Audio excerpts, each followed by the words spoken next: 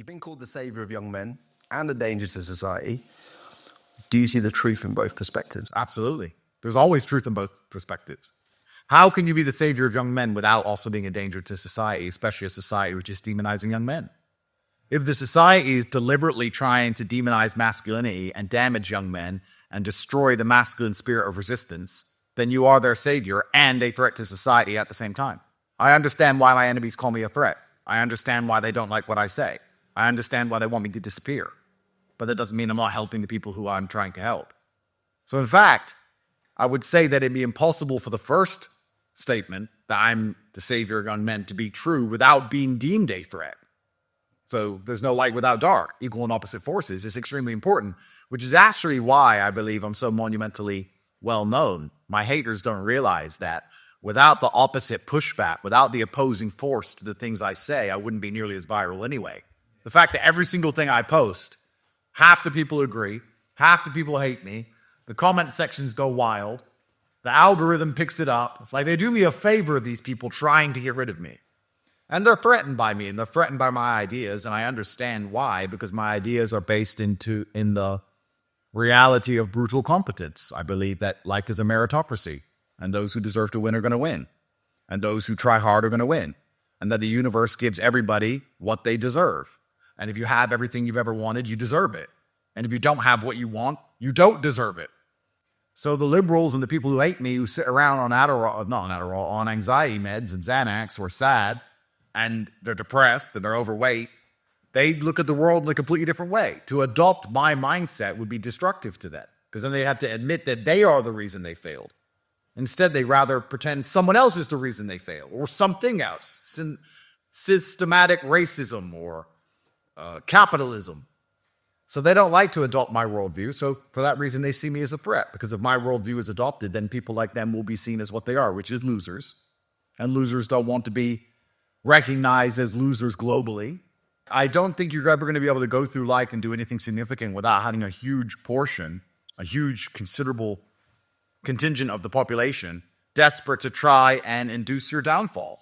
And I'm happy for that. I know it's kind of cliche to say that my haters are a symbol of success, but when I see people making accounts dedicated to trying to damage my influence and damage my happiness or my contentment, I am flattered.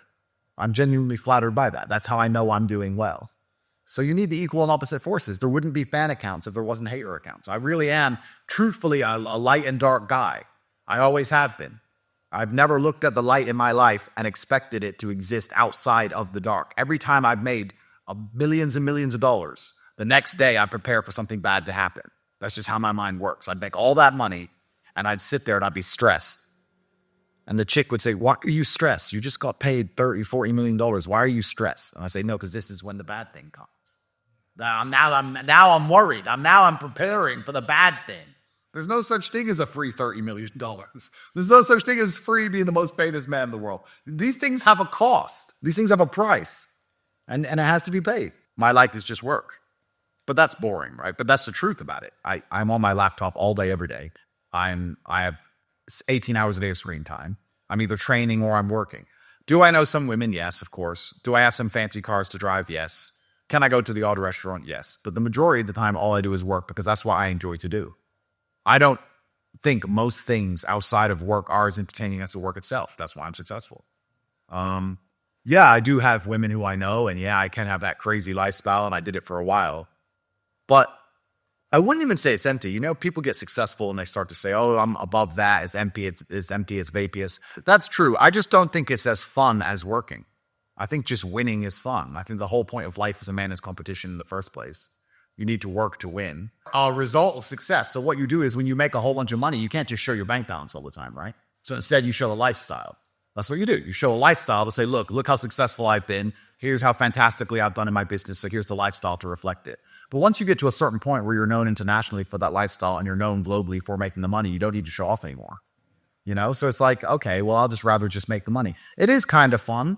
I'm not going to lie. I'm not saying I'll never do it. I'm not saying I'm above it. I'm not trying to pretend I'm a saint. But most of the time I'm just working. So you create your character to create cut through in people's lives. I don't think it's a character. I think it's just sitting down and optimizing things. Like, why would I speak if I'm going to speak on podcasts or I'm going to speak in my business? or I'm going to speak to women. If I'm going to do anything, you're going to optimize it, right? Yeah. Isn't that life? You go to the fight gym and you spar and you lose and you get better. You attempt to optimize it. You try and make some money. You attempt to optimize it. You attempt to grow the number of followers you have on your YouTube channel. When you go out dating women, you attempt to optimize it to get better at it. If I'm going to speak to people, I'm going to optimize it to be maximally effective.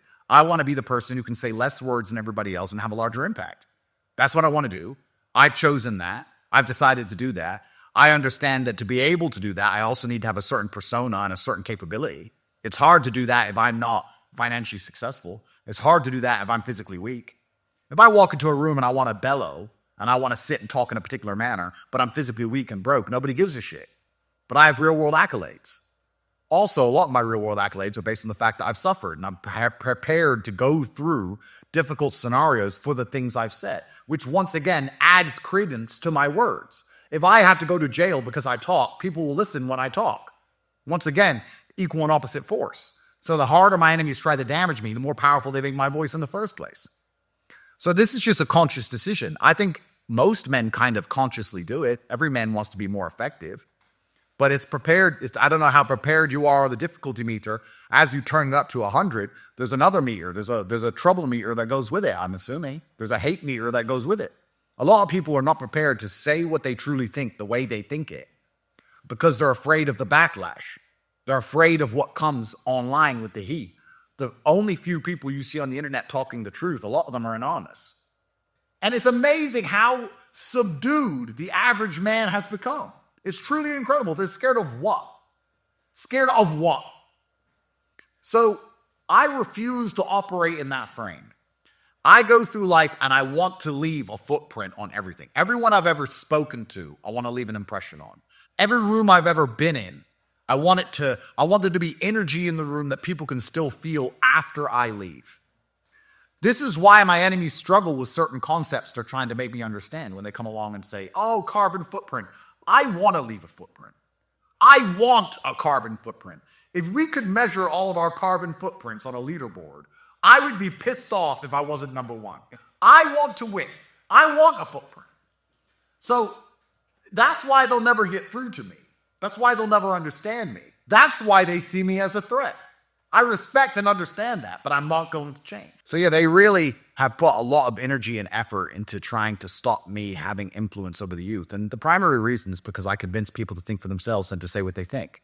That's not really good for the society as a whole in regards to if you're in charge of a farm, you really don't want all the farm animals thinking for themselves. Why would you? It's better they all just do as they're told, right? So there's a huge concerted effort to ensure the majority of humanity, even the few who must escape mentally, they allow to escape, but that the majority of humanity follow in lockstep to their own slavery. There's a huge concerted effort. This is not something which is accidental. This is not something that the liberals just believe because they're silly liberals. There are people who have deliberately designed systems, information, governments, schooling, education, judicial systems, you name all of it. Every single thing comes down to the end of, does this enforce compliance of the populace?